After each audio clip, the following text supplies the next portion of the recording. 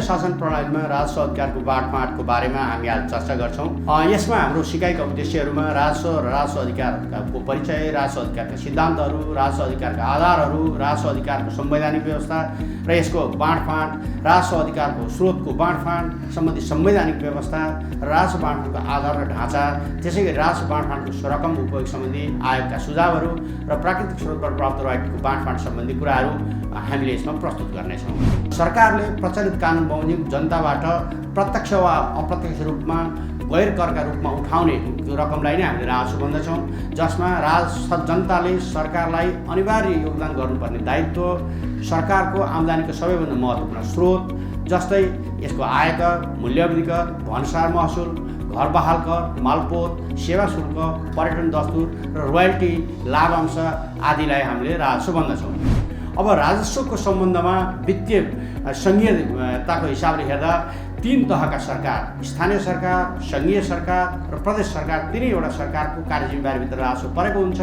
र यसमा चाहिँ राजस्व भनेको कार्यजिम्मेवारी पुरा गर्न आवश्यक पर्ने स्रोत उपलब्ध गराउने हो र यस्तो स्रोतमा कर र गैर करका लगाउने अधिकार दिइन्छ। त्यसैगरी तहगत सरकारहरू बीच राजस्व उठाउने अधिकार, राजस्वको स्रोत र यसको आधारको बाँडफाँडलाई बुझिन्छ भने राजस्व सङ्कलन सम्बन्धी प्रशासनिक प्रबन्ध र सहकारीका कुराहरू यसले समेट्छ। यसका सिद्धान्तहरूको बारेमा कुरा गर्दा आन्तरिक साझा बजारको दक्षता सम्बन्धी सिद्धान्त एउटा छ, जहाँ चाहिँ सङ्घ, प्रदेश र स्थानीय तहको सबैलाई कति दक्ष रूपमा बजार सञ्चालन हुने र बजारबाट राजस्व असुल गर्न सकिन्छ भन्ने कुरो हेरिन्छ भने यसले चाहिँ राष्ट्रिय रूपमा इक्विटी सिर्जना गर्ने, हुनेबाट लिने र नहुनेलाई डिस्ट्रिब्युट गर्ने अथवा वितरण गर्ने समन्यायिकता स्थापित गर्ने कुरो हुन्छ। त्यस्तै यसले चाहिँ प्रशासनिक खर्च पुरा गर्नुपर्ने र आफ्नो प्रशासनिक खर्च आफैले परिचालन गरेको राजस्वबाट उठाउनु पर्ने भन्ने सिद्धान्त हुन्छ। त्यस्तै चाहिँ सबै तहगत सरकारलाई दिएको कार्यजिम्मेवारी पुरा गर्न, फिस्कल निड, वित्तीय आवश्यकता पुरा गर्नको लागि राजस्व परिचालन गर्नुपर्छ भन्ने सिद्धान्त हुन्छ भने यसले डाइभर्सिटी, हाम्रो जस्तो मुलुक जहाँ चाहिँ भूगोलको हिसाबले, जनताको हिसाबले र यसको परिवेशको हिसाबले पनि विविध छ, त्यस्तो विविधतालाई सम्बोधन गर्न, हुनेबाट लिने र नहुनेबाट लाई चाहिँ पुनर्वितरण गर्ने हिसाबले विविधताको सिद्धान्त यसमा लागू हुन्छ भनेदेखि आफूले कमाएको पैसा खर्च गर्नमा मितव्ययी सिद्धान्त अपनाउनु पर्छ, जहाँ चाहिँ आफ्नो अपनत्व, स्वामित्व बढी हुन्छ। त्यसैले मितव्ययिताको सिद्धान्त पनि यसमा लागू हुन्छ भने यसमा चाहिँ उत्पादकत्व कसरी वृद्धि गर्न सकिन्छ भन्ने हिसाबले हेरिन्छ, जसमा चाहिँ उत्पादक वृद्धिको कुरो पनि सँगै आउँछ।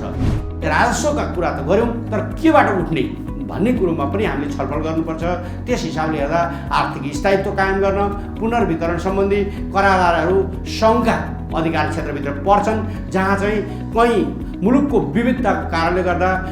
हुने र नहुने एकै ठाउँ बस्दैनन्, स्रोत साधन एकै ठाउँ पाइँदैन र कतिपय बजारसँग लिङ्केज नहुने हुनाले त्यो राजस्व असुल गर्न नसक्ने यस्तो किसिमको जटिल राजस्वको परिस्थितिलाई सङ्घीय सरकारको अधिकारको क्षेत्रभित्र रहन्छ। तर चलायमान प्रकृतिका करारहरू पनि सङ्घ क्षेत्रका अधिकारभित्र पर्छन्, जसले गर्दा त्यसको स्रोतको आधार नै एक ठाउँबाट अर्को ठाउँमा चलायमान हुँदा पनि त्यसले कर छली गर्न सक्दैन। त्यस्तै एउटै वस्तुको अवस्था र प्रकृतिको अनुसार फरक करार हुने अवस्था पनि सङ्घको सरकारको अधिकार क्षेत्रभित्र रहन्छ।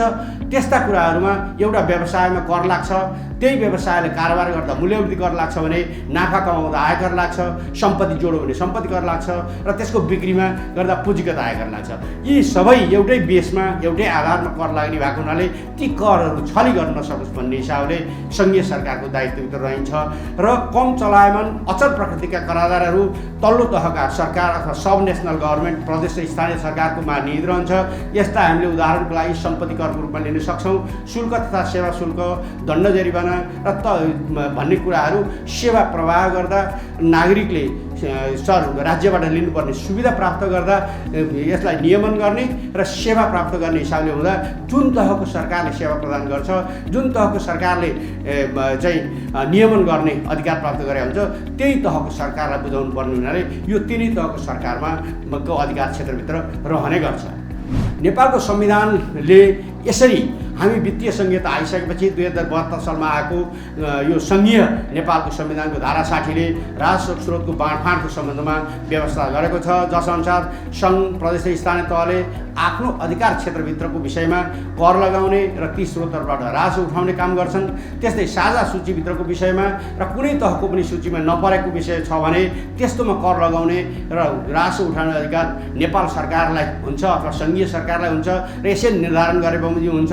त्यस्तै चाहिँ धारा 57ले तहगत सरकार भन्नाले सङ्घ सरकार, प्रदेश सरकार र स्थानीय सरकारको राजस्व अधिकार अन्तर्गत रहने के कस्ता स्रोतहरू रहन्छन् भन्ने कुराको व्यवस्था गरेको छ र यो चाहिँ अनुसूचीमा छ। अनुसूचीको कुरा गर्दा सङ्घ सरकारभित्र संस्थागत आयकर, व्यक्तिगत आयकर, पारिश्रमिक कर, भन्सार महसुल, अन्तःशुल्क, मूल्यवृद्धि कर लागू छ भने प्रदेश सरकारलाई कृषि आयमा कर, घर जग्गा रजिस्ट्रेसन शुल्क, सवारी साधन कर, मनोरञ्जन कर र विज्ञापन कर कुरो उठाउँछ। त्यस्तै स्थानीय तहको सरकारले स्थानीय तहभित्र गाउँपालिका र नगरपालिका हुन्छन्। यहाँ चाहिँ भूमि कर, मालपोत, सम्पत्ति कर, घरबहाल कर, व्यवसाय कर, घर जग्गा रजिस्ट्रेसन शुल्क, सवारी साधन कर, मनोरञ्जन कर, विज्ञापन कर असुल गर्छन्। र गैरकर क्षेत्रभित्र हेर्ने हो भने सङ्घीय सरकारको अधिकार क्षेत्रभित्र राहदानी शुल्क, भिसा शुल्क, जुवा, चिट्ठा र क्यासिनो सञ्चालन गर्दा लिइने शुल्क,